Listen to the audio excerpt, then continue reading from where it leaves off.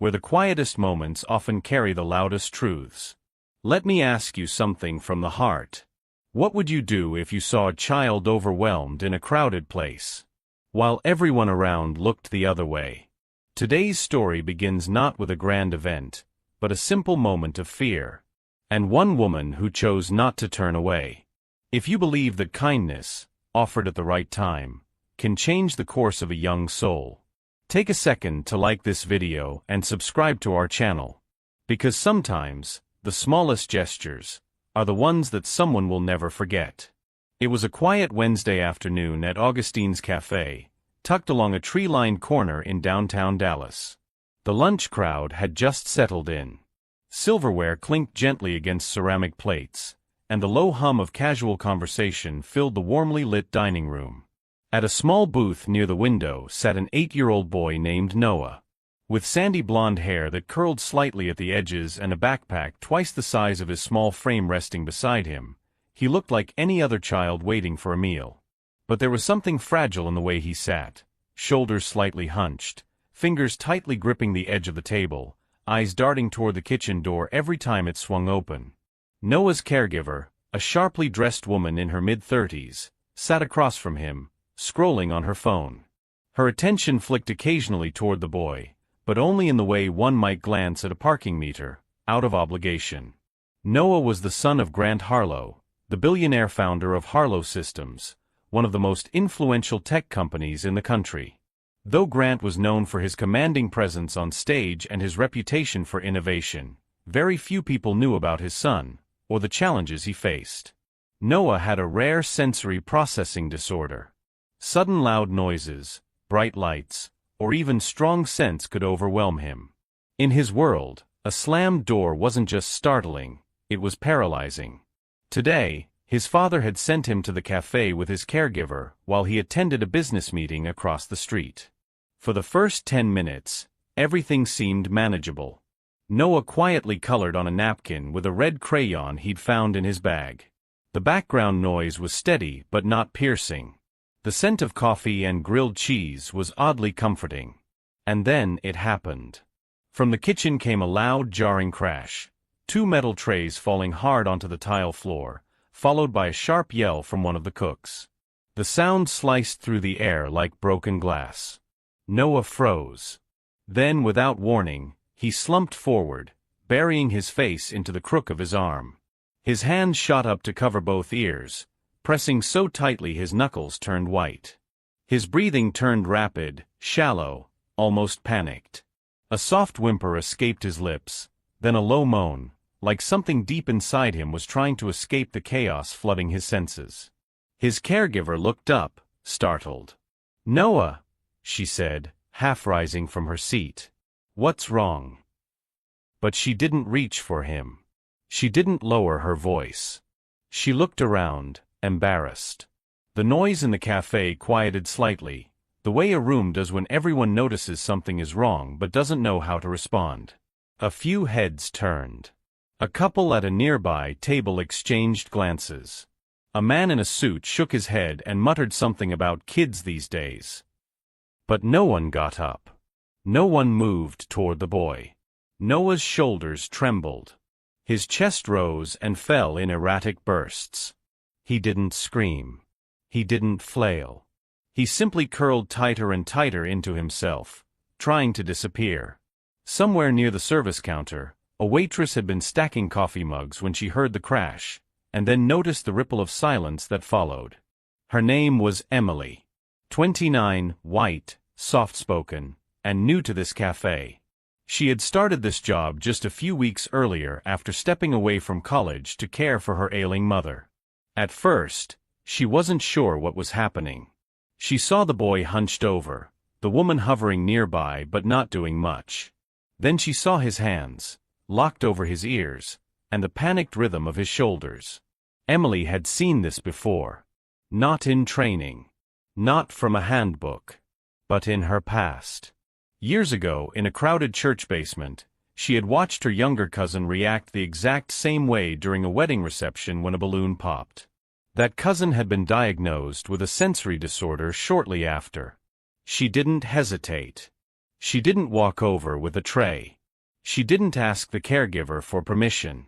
She simply took a step closer, paused, then lowered herself gently into a crouch, just out of Noah's immediate space. Just enough to be seen, not to overwhelm. She didn't speak right away. Instead, she reached into the pocket of her apron and pulled out a paper napkin. Her fingers moved carefully, folding the napkin corner by corner until it became a small paper airplane. Noah didn't react. She gently placed the folded airplane on the edge of the table, within his line of sight but not touching him. Then, in the softest voice she could manage, Emily said, "It's okay. This little plane knows how to fly through loud places." For a long second, nothing happened. And then, Noah peeked. Just one eye. He looked at the paper airplane, then at the woman crouching beside him, who wasn't smiling too much, who wasn't talking too loud. Just waiting. His breathing slowed. One hand moved slowly off his ear and reached toward the table. Emily didn't move. And for the first time since the crash, the cafe seemed to exhale. Emily hadn't planned to become a waitress.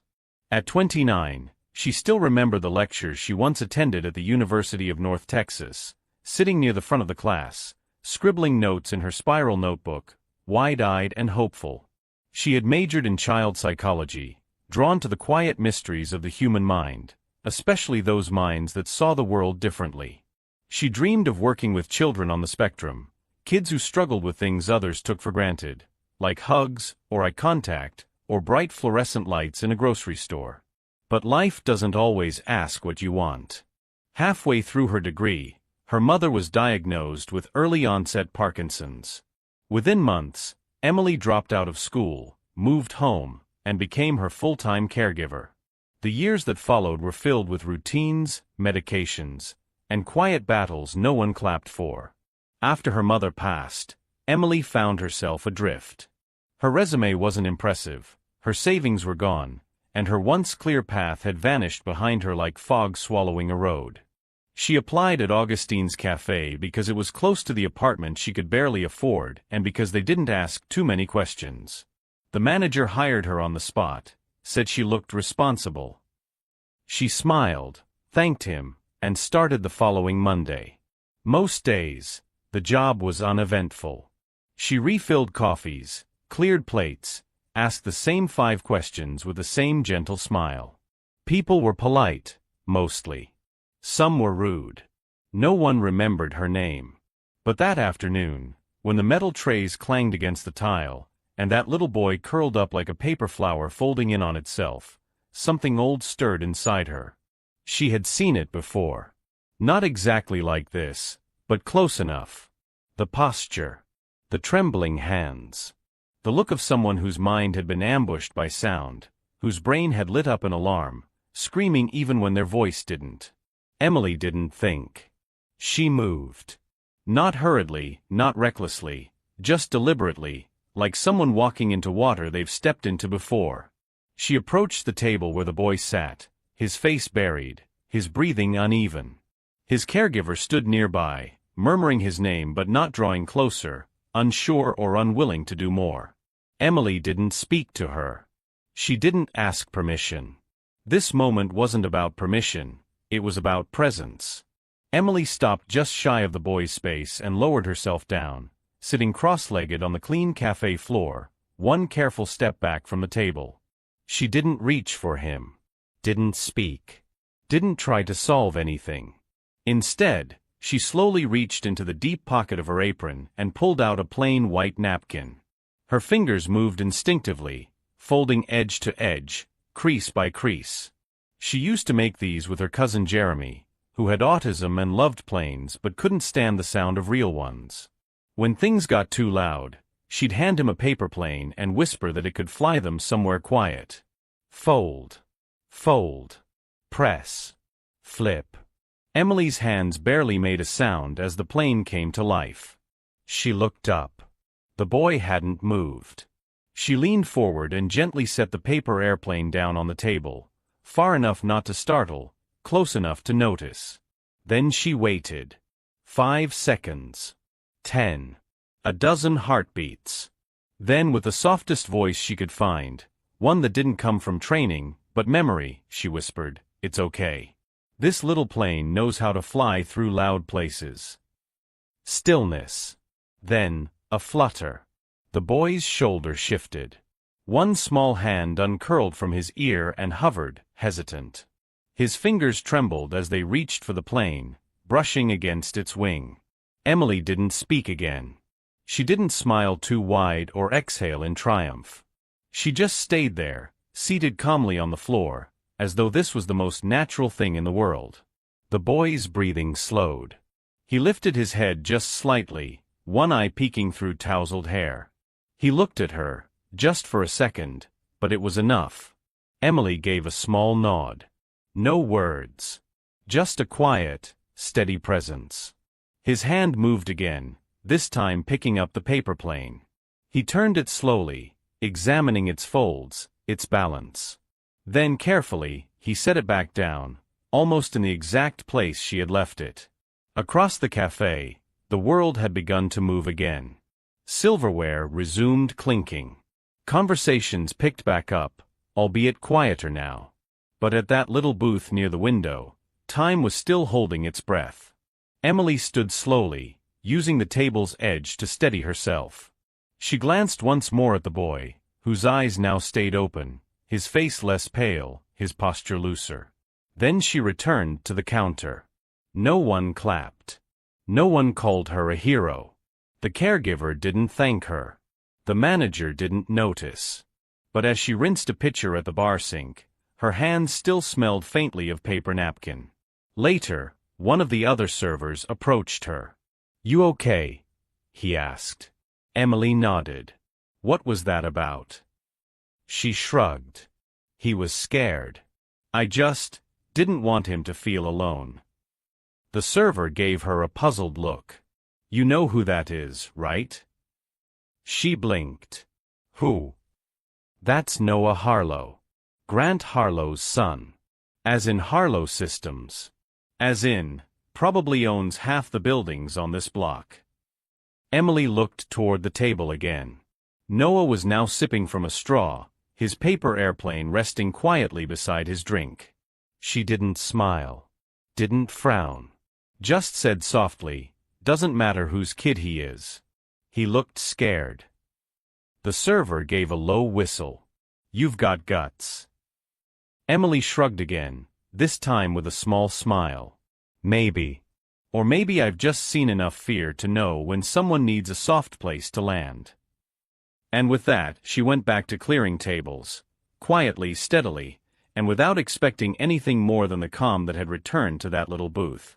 The moment passed quietly, like a summer breeze slipping out an open window. No applause, no dramatic shift. Just a boy breathing calmly again, and a paper airplane resting like a small truce on the edge of a diner table. Emily rose slowly from her crouch, brushed invisible dust from her apron, and walked back toward the counter. She didn't look back. Not because she wasn't curious, or because she didn't care, but because she knew how delicate calm could be, especially for children like Noah. The last thing he needed was eyes tracking him like a rare creature. So she gave him space. And silence. Two things the world rarely offered. Back at the drink station, she resumed pouring water into glasses, wiping down surfaces, clearing the edge of the espresso machine where sugar packets tended to scatter. The cafe moved on. The kitchen recovered from its earlier commotion, orders kept printing, and the chatter resumed, gently, like the volume had been turned back up one cautious notch. No one said anything. Not the caregiver, who was now preoccupied with a fresh cup of coffee and a forced smile. Not the manager, who hadn't even noticed the incident unfold. Not the couple near the booth who had momentarily glanced up and then returned to scrolling on their phones. Emily didn't expect gratitude. She certainly didn't do it for recognition. But there was a strange stillness inside her now, not discomfort, not even satisfaction, just a quiet knowing. She had helped. And that was enough. "Hey," a voice murmured near her shoulder. It was Casey, one of the bussers. 19, always chewing gum, and perpetually under the impression that everything required a hot take. Emily turned slightly, raising an eyebrow in acknowledgement. "You okay?" he asked, his voice lower than usual. There was curiosity there, maybe even admiration, though he tried to hide it behind casual detachment. She nodded. "Yeah. Why?" Casey tilted his chin toward the booth by the window, where Noah was now calmly sipping juice through a green-striped straw. "That was something," he said. Emily followed his gaze, just briefly. Then she returned to wiping the counter. "Just trying to help," she said. He gave a small laugh. "You've got guts, I'll give you that. I don't think anyone else would have done that. Especially not with that kid." Emily looked at him sideways. "What do you mean?" Casey leaned in, like he was letting her in on a secret. "That's Noah Harlow. You know Harlow, as in Grant Harlow. The guy basically owns half the tech world. There's a rumor he bought out the top 2 floors of the Marriott, just so he'd never have to share a hotel hallway. Serious money. Serious power." Emily blinked once. "Oh. Yeah," Casey said, dragging the word out. "So, like what you did. That was risky. I mean, what if something had gone wrong?" Emily thought about that for a second. Then she shrugged. "I didn't think about any of that."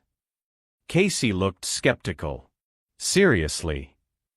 She gave a faint smile. "Seriously. I saw a kid who was terrified, and no one doing anything about it. That's all I saw." He chewed his gum a bit slower now. "Still.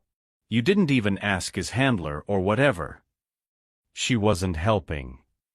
"That's because she didn't know what to do. Neither did I. But I knew not doing anything wasn't an option." There was a beat of silence between them. Then Casey shook his head slowly, but not in disapproval. "You're kind of intense, you know that?" Emily chuckled under her breath. "I get that sometimes." He walked off then, muttering something about having to restock napkins. But he looked over his shoulder once before disappearing into the back. Emily stood there for a moment longer. She glanced toward the booth again. Noah was now doodling with his straw in the condensation ring on the table. He looked calm. Not entirely content, but grounded. As if he had found a pocket of safety in an otherwise overwhelming day. She exhaled. The buzz of the cafe resumed its steady rhythm. A new order ticket printed. A bell chimed as another customer came through the door. And the world kept moving, as it always did. But something inside Emily had shifted. Not dramatically. Not in some Hollywood moment of awakening. But subtly, like a door cracking open that had long been sealed shut. She felt present. Capable. Needed. It wasn't the way she had pictured using her knowledge. She'd always imagined herself in an office, across from a child and their parents, with framed diplomas on the wall and a bookshelf full of educational toys. Instead, here she was in an apron, with blisters on her feet and a busboy quoting celebrity net worths. But somehow, she had just done more good in 10 minutes than she had in years. The manager called her name then, asking her to run a coffee to table 6. Emily nodded, grabbed the mug, and walked across the cafe. As she passed by Noah's table, she didn't stop. She didn't speak.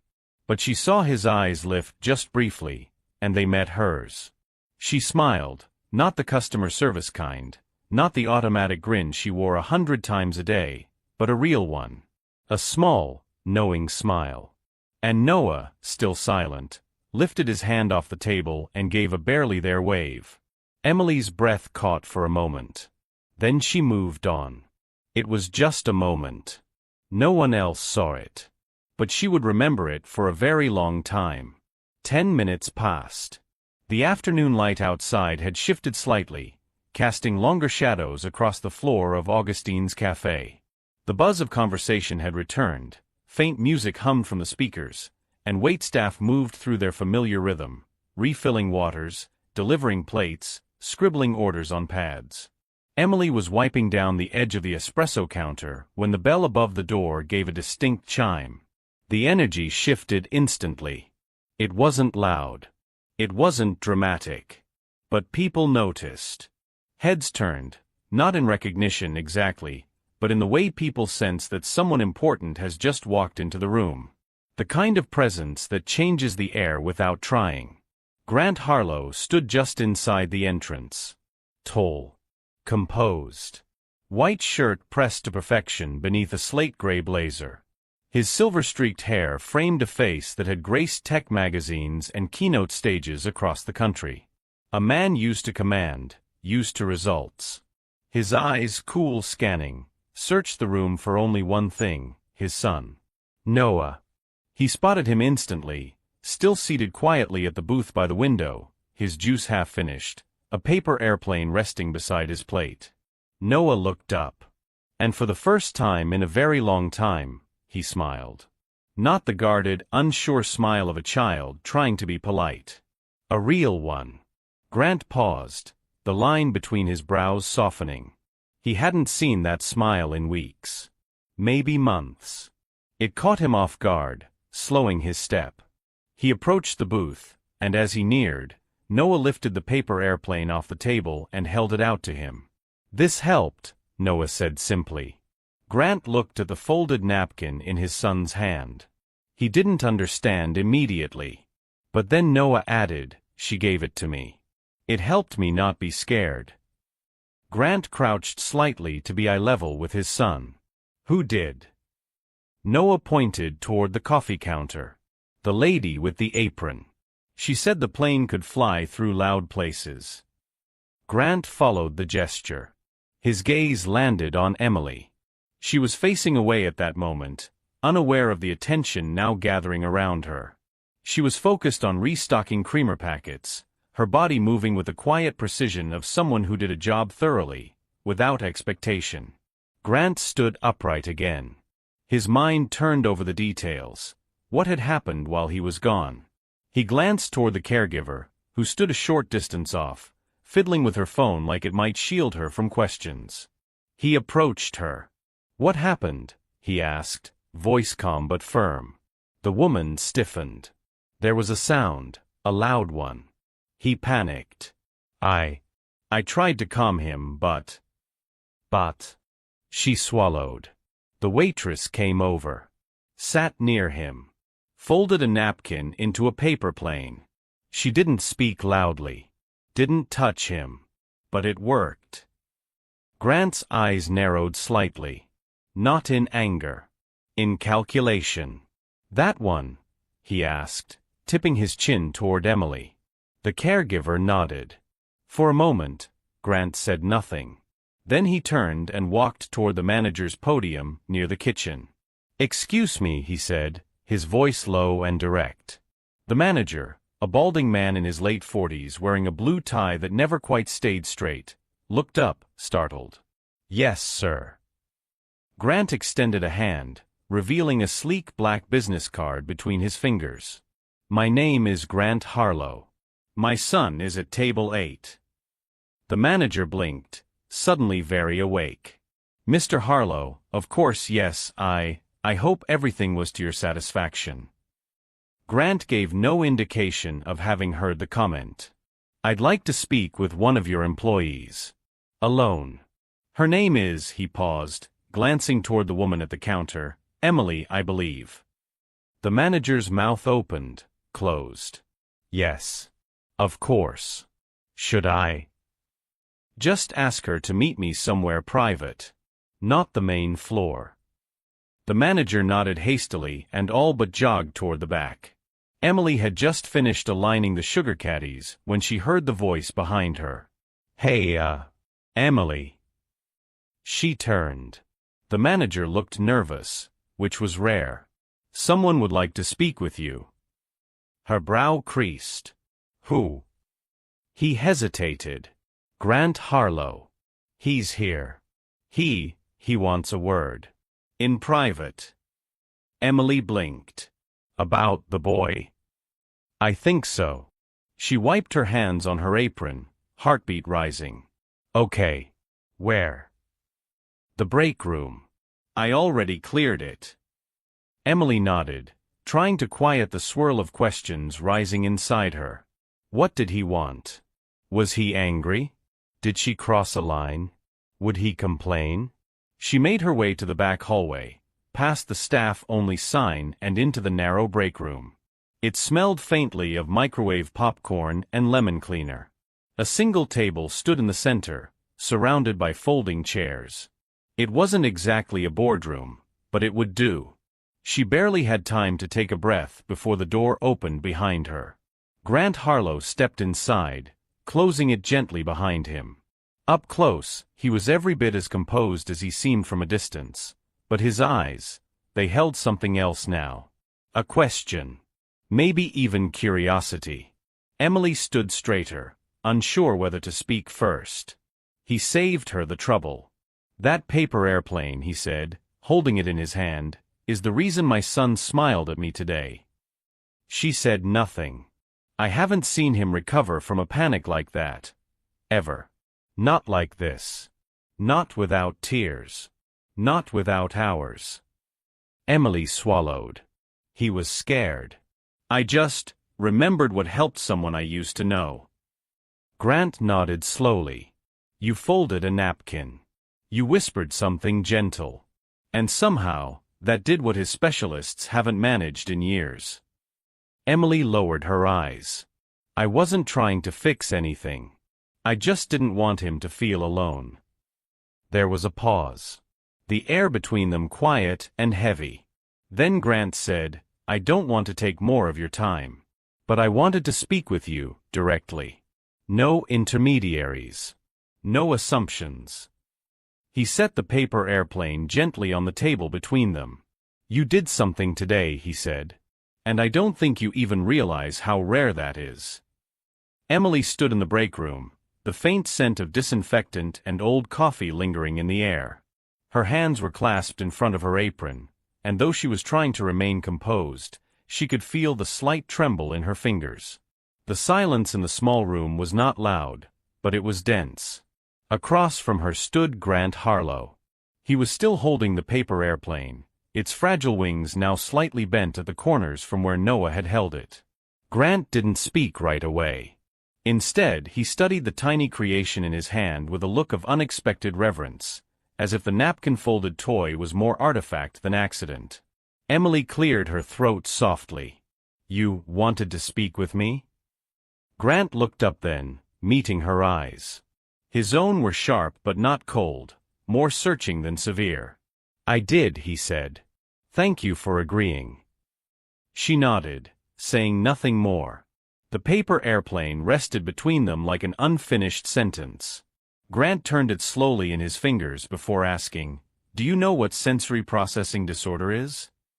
Emily blinked, surprised by the question, not because she didn't recognize the term, but because he asked it so directly. I know a little, she said carefully. Not from training. I didn't finish my degree. But my younger cousin had it. And I've seen what it can do. The overload. The shutdowns. She paused. I remember once we were in a supermarket, and someone dropped a glass bottle in the aisle. The sound shattered, literally and emotionally. He sat down right there, shaking, in the middle of spilled orange juice. My aunt looked like she wanted the ground to swallow her whole. Grant nodded slowly. And you? You said something before. About being a child who feared noise. Emily hesitated, but then said, yeah. I wasn't diagnosed with anything formal. But loud sounds, fire alarms, balloons popping, metal clanging, it used to feel like my body betrayed me every time it happened. Like my skin went too tight for me to stay in. Her voice had lowered. It wasn't the pain that scared me. It was that no one seemed to notice it was happening to me. Grant exhaled quietly, absorbing her words. He leaned back slightly against the edge of the break room table. In 8 years, he began, his voice a little softer now, Noah has never come out of a panic like that without medication or hours of decompression. He's had therapists, specialists, experimental programs. Every one of them carried credentials and confidence. Emily stayed silent.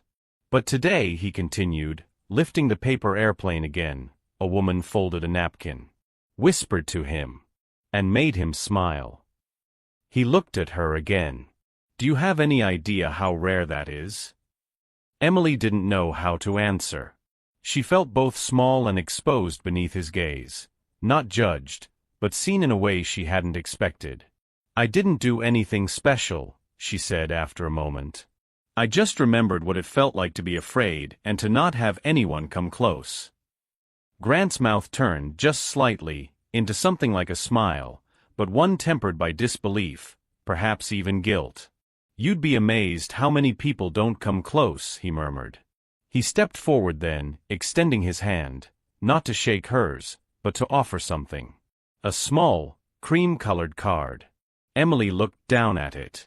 Elegant lettering, simple design. The Harlow Foundation. I run a non-profit in parallel with my company, he explained. A program focused on developing sensory-friendly environments, emotional support tools, parent training.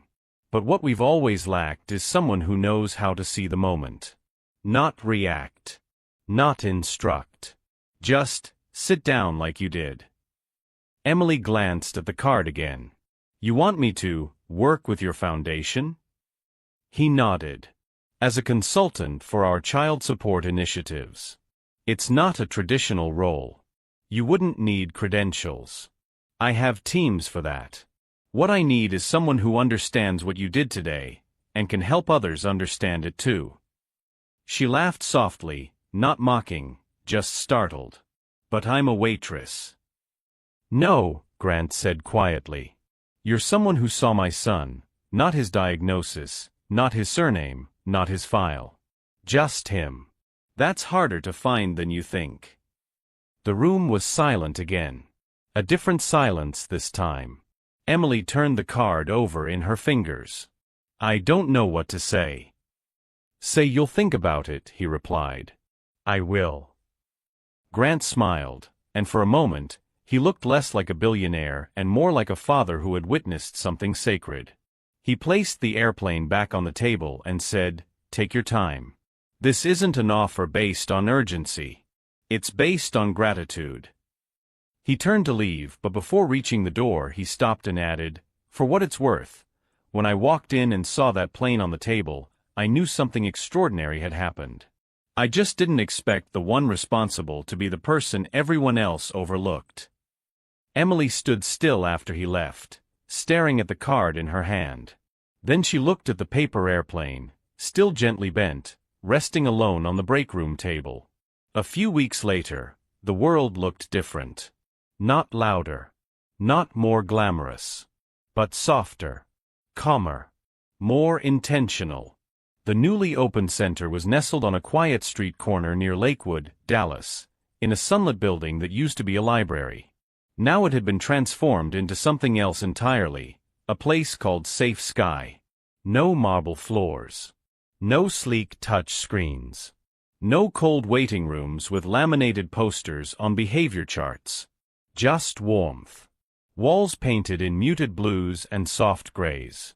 Floor-to-ceiling windows that let in the morning light. Bookshelves lined not only with picture books and sensory toys, but with tissues and origami paper. A small wooden sign at the entrance read, You are safe here. Just as you are. Emily sat cross-legged on a soft rug in one of the playrooms. She wore no uniform, just a loose sweater and jeans, and her apron was long gone. In front of her, a boy was building towers from felt blocks, while another child was drawing spirals on the window glass with their finger. The room buzzed with gentle activity. She wasn't their therapist. She wasn't their teacher. She was something in between, and sometimes, that was exactly what they needed. Her official title was Emotional Interaction Consultant, a term coined by the Harlow Foundation when they realized none of their existing job descriptions quite fit what Emily had done that afternoon in the cafe. She hadn't cured anything. She hadn't diagnosed, prescribed, or charted. But she had connected, with a napkin, a whisper, and her presence. And now, That was her job. Not to solve. Not to instruct. But to offer calm in moments when calm seemed impossible. She worked alongside licensed professionals, of course, therapists, counselors, occupational experts. But her space in the room was something more human. More quiet. She met kids on the floor, at their level. No clipboards. No rush. Just paper airplanes. And napkins. And sometimes, silence. That morning, she had folded 8 different airplanes. Each one slightly different. She'd labeled them with handwritten names: Gentle Glider, Storm Chaser, Quiet Hawk. The children got to choose which one they wanted for their emotion flight. It was a silly little ritual. And yet, somehow, it worked. She heard the front door open behind her and turned toward the familiar sound of footsteps, one slow, one skipping. She smiled before she even looked. Noah was here. He walked in, a little taller, a little surer on his feet than he had been weeks ago. His hair was neater today, his hands less fidgety. In his left hand, he clutched a folded piece of paper. "Good morning," Emily said, rising to her feet. Noah walked straight toward her, then held up the paper proudly. "I made my own plane today," he said. "At home." Emily's eyes widened. "You did?" He nodded. "Dad said I could bring it here." She knelt again, eye level with him. "Does it have a name?" Noah thought for a second. "Sky Listener." Emily smiled. "That's beautiful." He looked around the room, scanning the children inside, then turned back to her with that same now familiar glint in his eye. "Who should we fly it to today?" he asked. It was the same question he asked every time he visited. Like a ritual between old friends. It never got old. Emily looked around and pointed gently toward a little girl sitting alone in the corner, watching the others but not joining in yet. Noah nodded solemnly. "She looks like she needs one." Together, they walked over. Noah knelt beside the girl, placed the airplane softly on the rug, and said, "This one knows how to listen." The girl didn't say anything. But she looked at the plane. Then at Noah. Then at Emily. And slowly, she smiled. If you believe that sometimes, what a child needs most isn't an expensive therapy session, but simply someone who's willing to sit beside them, at the exact moment they need it most, then please take a moment to like this video. Thank you for staying with us until the end. We'll see you next time.